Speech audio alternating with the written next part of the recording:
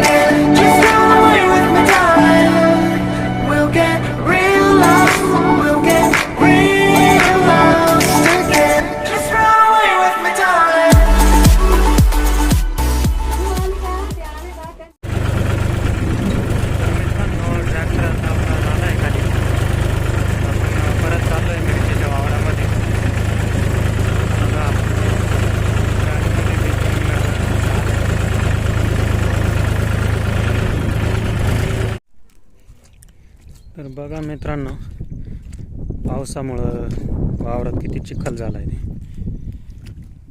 तर मिरचीचं भरेल कॅरेट घेऊन चालणं सुद्धा किती मुश्किल होतं ह्याच्यामधून.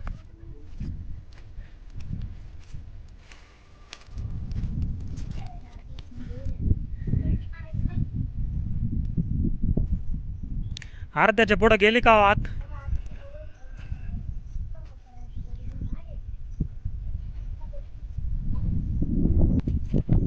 पुढा तेवढी आगपुरी करायची बर का.